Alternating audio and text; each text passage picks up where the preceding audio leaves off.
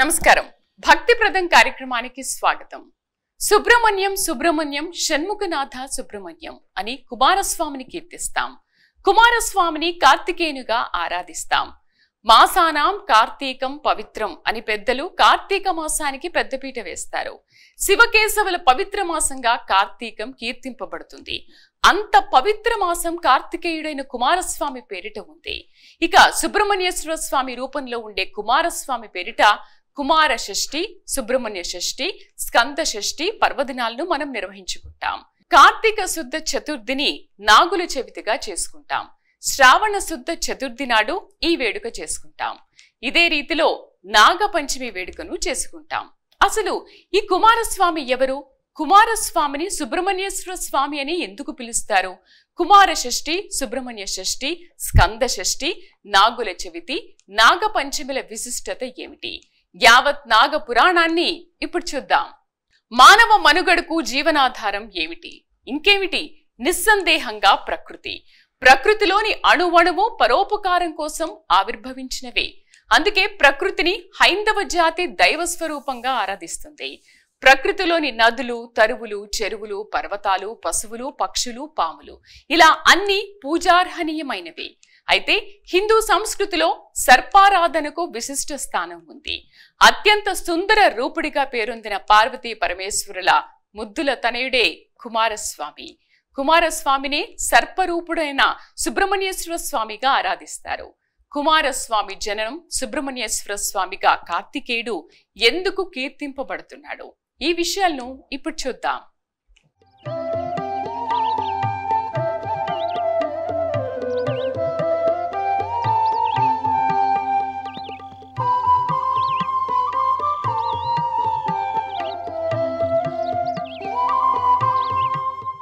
దర్పాన్ని ప్రదర్శించడంలో సర్పాన్ని మించిన మూగజీవి ఏదీ ఉండదేమో. ఒక్క దర్పశోభే కాదు, పగబట్టిందంటే ప్రాణాలు తీసేంతవరకు విశ్రమించని విషకోరల నాగరాజుగా పాములకు పేరుంది. పాములకు సంబంధించి ఎన్నో పండుగలు ఉన్నాయి. భుజంగభూషణుడైన పరమేశ్వరుడి కుమారుడు సర్పరూపుడైన సుబ్రహ్మణ్యేశ్వర స్వామి. ఈ స్వామే కుమారస్వామి.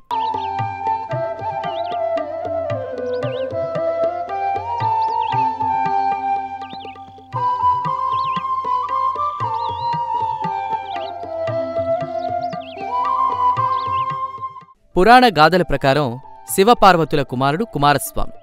వరగర్వంతో లోక కంటకుడిగా మారిన తారకాసుర సంహారం కోసం కుమారస్వామి అవతరించాడు. శివ తేజస్సు గంగలో పడి శిశువుగా మారుతుంది. ఆ శివశక్తిని భరించలేని గంగ ఆ శిశువును రెల్లు పొదల్లోకి నెడుతుంది. 6 కృతికా దేవతలు దేదీప్యమాన తేజస్సుతో వెలిగిపోతున్న ఆ శిశువును పెంచడానికి ముందుకొస్తారు.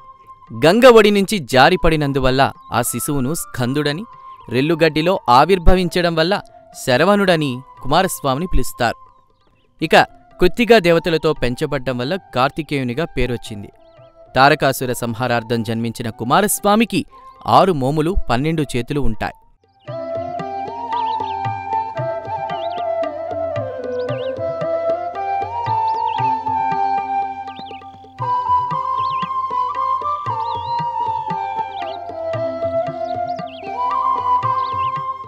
సుందర రూపుడైన కుమారస్వామికి సర్పరూపం ఎలా వచ్చింది? సుబ్రహ్మణ్యేశ్వర స్వామి అనే పేరు కార్తికేయునికి ఎలా వచ్చిందనే సందేహాలకు పురాణాలు పూర్తి వివరణ ఇస్తున్నాయి. ఆదిశేషువు మనవరాలి పేరు శ్రీవల్లి. శ్రీవల్లి సర్పరూపదేవత. కుమారస్వామి శ్రీవల్లిపై ఆకర్షితుడై ఆదిశేషువుతో తన మనవరాల్ని తనకిచ్చి వివాహం చేయమని అభ్యర్థిస్తాడు. అయితే తాము దర్పం చూపే సర్పజాతికి చెందినవారమని, సర్పరూపంలోకి మారితేనే తాను వివాహం చేసుకోగలనని శ్రీవల్లీదేవి చెప్తుంది. ఆదిశేషువు సైతం శ్రీవల్లీదేవి మాటలను సమర్థిస్తాడు. దీంతో కుమారస్వామి వల్లీదేవి మీద ఆసక్తితో ఆమె చెప్పిన విధంగా తాను సర్పరూపంలోకి మారతాడు.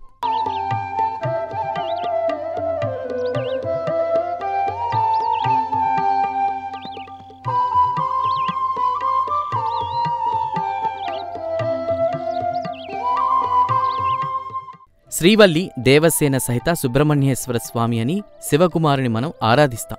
సర్పరూపదేవత శ్రీవల్లి సుబ్రహ్మణ్యేశ్వర స్వామి పరిణయఘట్టం మనం తెలుసుకున్నాం. ఇక దేవసేన సుబ్రహ్మణ్యేశ్వర స్వామి వివాహఘట్టాన్ని పరిశీలిస్తే దేవసేనను శ్రీ మహావిష్ణువు లక్ష్మీదేవి కుమార్తెగా చెప్తారు. అయితే దేవసేనను అమరేంద్రుడు సచీదేవి దత్తత తీసుకుని పెంచి పెద్ద చేస్తారు. సుందర రూపుడైన కుమారస్వామితో దేవసేన వివాహం జరిపించాలని ఇంద్రసభలోని పెద్దలందరూ నిర్ణయం తీసుకున్నారని, ఇది అందరికీ ఆమోదయోగ్యం కావడంతో దేవసేన సుబ్రహ్మణ్యేశ్వర స్వామి వివాహం జరిగిందని స్కందపురాణం తెలియజేస్తోంది.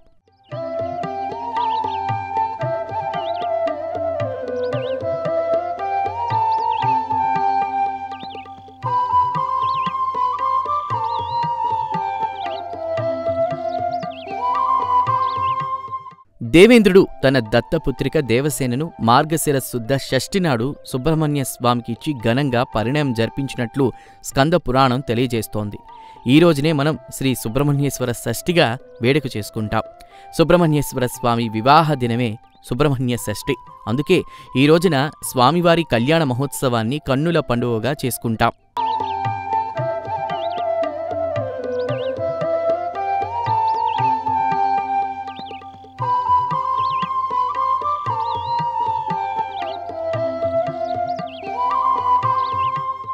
సర్ప అనే పదాన్నుంచి శుభ్ర అనే పదం పుట్టుకొచ్చిందని, సుబ్రహ్మ అంటే బ్రహ్మజాతికి బ్రాహ్మణ జాతికి చెందినవాడు కాబట్టి సుబ్రహ్మణ్యం అనే పేరు వచ్చిందని, కుమారస్వామి అంటే మహాసుందరుడని, ఎంతో శుచిగా శుభ్రంగా ఉండే దేవతామూర్తిగా పేరుండడంతో సుబ్రహ్మణ్యేశ్వరుడిగా పిలుస్తారని పలు కథనాలు ప్రాచుర్యంలో ఉన్నాయి. ఈశ్వర కుమారుడు కాబట్టి చివరన ఈశ్వర శబ్దం వస్తుందని కొందరు పురాణ పెద్దలు తెలియజేస్తున్నారు. శివశక్తికి చెందిన నాగులు సర్పాలుగా కీర్తింపబడ్డాయి. కైలాస పర్వతం మీద శివుడు ఉంటాడు. ఇక సర్పాలు ఉండేవి కొండలు, గుహలు తదితర నిర్జన ప్రదేశాల్లోనే. ఈ కారణంగా కూడా శివుడి కుమారుణ్ణి సర్పజాతికి చెందిన స్వామిగా కీర్తిస్తారు.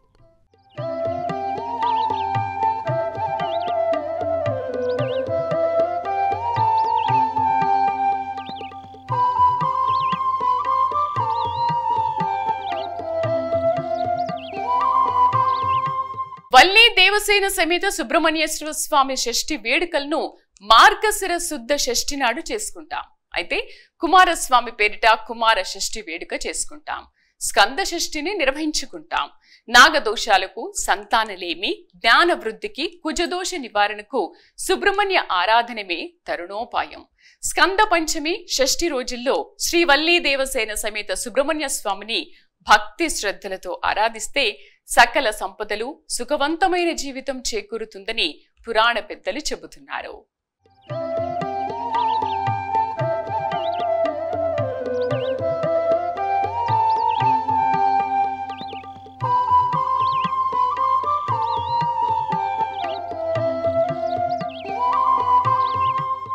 మార్గశిర శుద్ధ షష్ఠినాడు మనం సుబ్రహ్మణ్య షష్ఠి నిర్వహించుకుంటాం.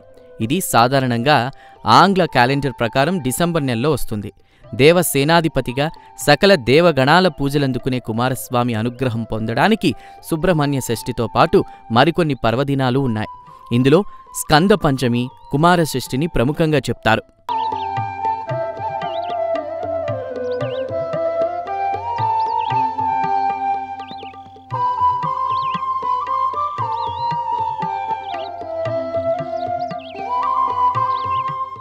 ఆది దంపతులైన పార్వతీ పరమేశ్వరుల అనుగ్రహం పొందితే సర్వం సిద్ధించినట్లే. శివపార్వతుల అనుగ్రహం పొందడానికి సులువైన మార్గం కుమారస్వామిని ఆరాధించడమే. అందుకే కుమారస్వామిని పూజిస్తే గౌరీశంకరుల కటాక్షం మనకు లభించినట్లే అని పెద్దలు చెప్తారు.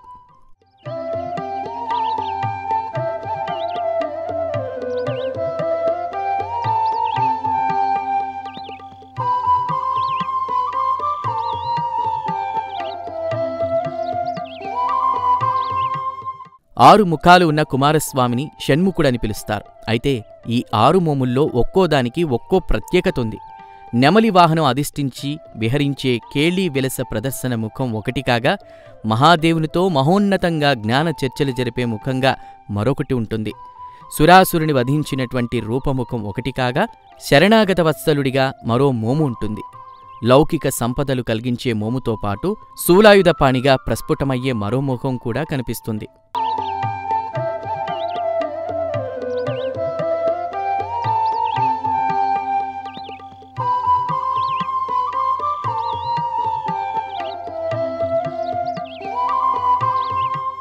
ఆషాఢశుద్ధ పంచమి, షష్ఠి పర్వదినాల్లో భక్తులు కుమారస్వామిని భక్తి శ్రద్ధలతో ఆరాధిస్తారు.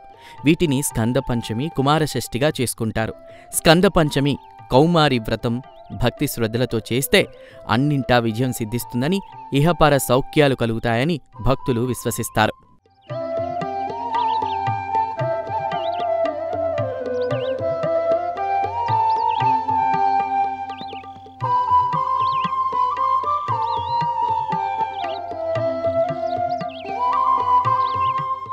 పంచమి ఉపవాసం, షష్ఠి కుమారస్వామి పూజ సాంప్రదాయంగా వస్తోంది. స్కంద పంచమి, కుమార షష్ఠి రోజుల్లో శ్రీ వల్లీ దేవసేన సమేత సుబ్రహ్మణ్య స్వామిని ఆరాధిస్తే నాగదోషాలు సమసిపోతాయని, సంతానలేమి మాట తలెత్తదని, జ్ఞానవృద్ధి కలుగుతుందని, కుజదోషాలు నివారింపబడతాయని పురాణ ప్రముఖులు వెల్లడిస్తున్నారు. కుజదోషం, నాగదోషం, కాలసర్పదోషం ఉన్నవారు స్కందషష్ఠి రోజున సుబ్రహ్మణ్య స్వామికి అభిషేకం, వల్లీ దేవసేన సమేత సుబ్రహ్మణ్య స్వామికి కళ్యాణం జరిపిస్తే మంచి ఫలితాలు లభిస్తాయని అంటున్నారు.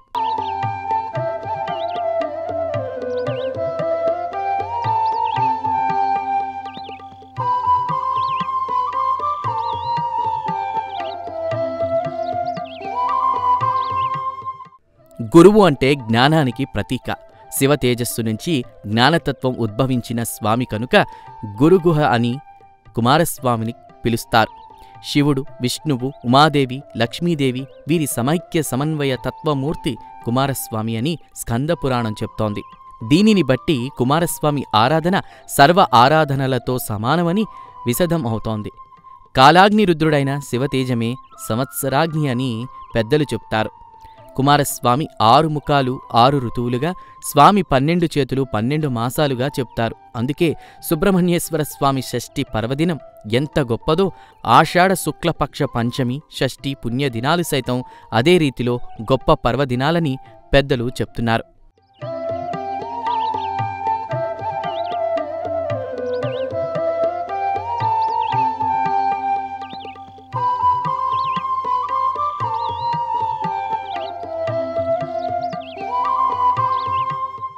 తారకాసుర సంహారం కోసమే కుమారస్వామి జననం జరిగింది.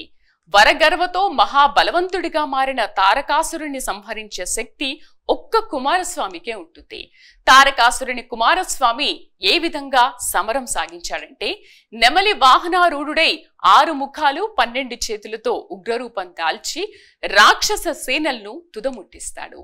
భయంకర సర్పరూపం దాల్చి భీకర యుద్ధం చేసి తారకాసురుణ్ణి సంహరిస్తాడు.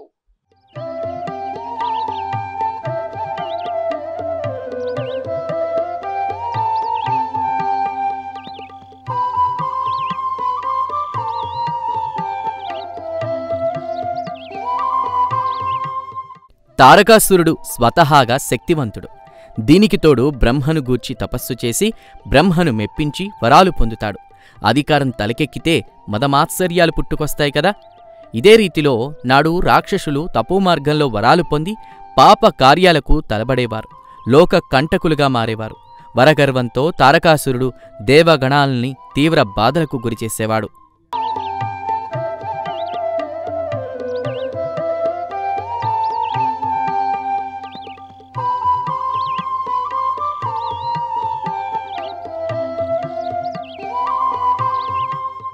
పరమశివభక్తుడైన తారకాసురుని పీడ ఎలా వదుల్చుకోవాలో తెలియక దేవతలు ఆ శివదేవుణ్ణే ప్రార్థించి తరుణోపాయం వేడుకుంటారు.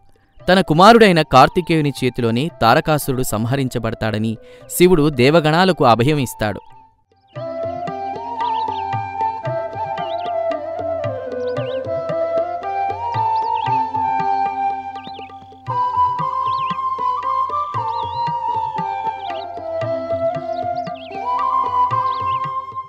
పంచ భీమేశ్వర క్షేత్రాలుగా పేరొందిన పంచారామ క్షేత్రాల ఆవిర్భావానికి తారకాసుర సంహారమే కారణం. మహాశివ భక్తుడైన తారకాసురుడు గొంతులో శివలింగాన్నుంచుకున్నాడు. స్వతహాగా శక్తివంతుడు, వరాలు పొందినవాడు, శివలింగాన్ని కంఠంలో ఉంచుకున్నవాడు కావడంతో ఆ అసురుని ముందు ఎవరూ నిలబడి గెలవలేరు అని రూఢి అయిపోయింది. ఇక తారకాసుర సంహారం కుమారస్వామి చేతిలో ఉందని తెలియడంతో దేవగణాలు, అమరేంద్రుడు, పుత్రికైన దేవసేనను కుమారస్వామిని పరిపరి విధాల ప్రార్థిస్తారు.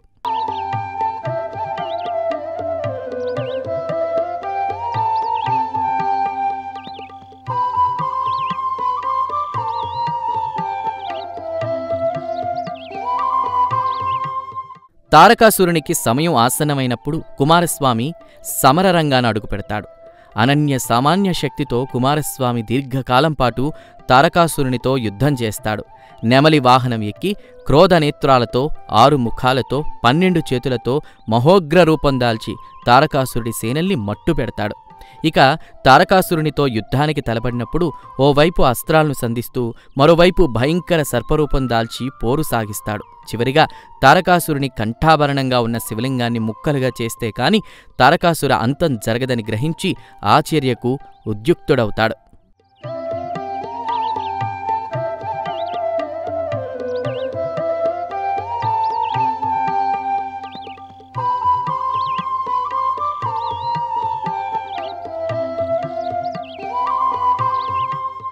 సుకుమారుడు సుందర రూపుడైన కుమారస్వామి తారకాసుర సంహారం కోసం భయంకర రౌద్ర రూపం దాల్చి బాణాలు సంధిస్తాడు. దీంతో తారకాసురుడి కంఠంలోని శివలింగం 5 ముక్కలై 5 చోట్ల పడుతుంది.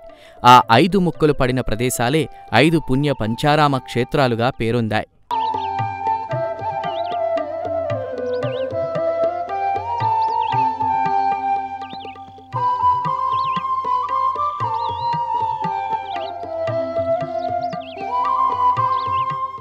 ఐదు పుణ్యక్షేత్రాల్లో 4 ఉమ్మడి ఉభయ గోదావరి జిల్లాల్లో ఉండగా 1 అమరావతి పుణ్యక్షేత్రం.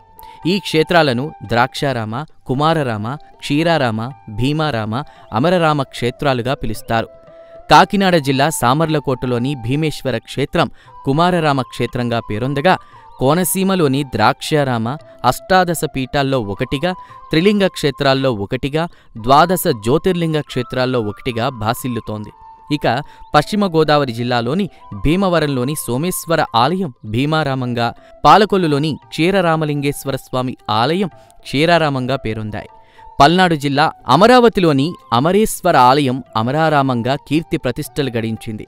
పంచారామ క్షేత్రాలన్నీ పరమ పవిత్ర శివాలయాలే అయినా ఒక్కో క్షేత్రంలో ఒక్కో రూపంలో శివదేవుడు పూజలందుకుంటున్నాడు.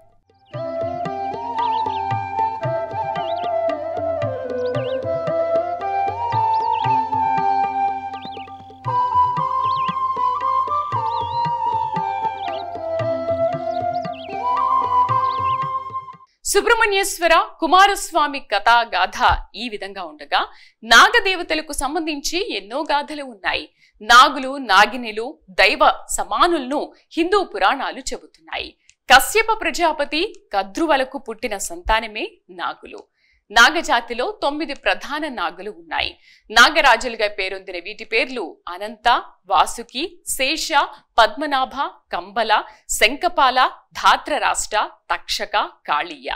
స్థితి లయకారకులు ఇద్దరికీ నాగజాతితో అనుబంధం ఉంటుంది.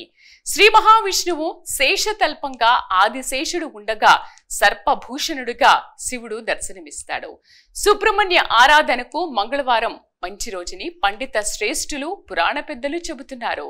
మంగళవారాల్లో సర్పశ్రేష్ఠ పర్వదినాల్లో సర్పదేవతారాధన చేస్తే సమస్త సౌఖ్యాలు సిద్ధిస్తాయని, ఇహపర భోగాలు కలుగుతాయని తెలియజేస్తున్నారు.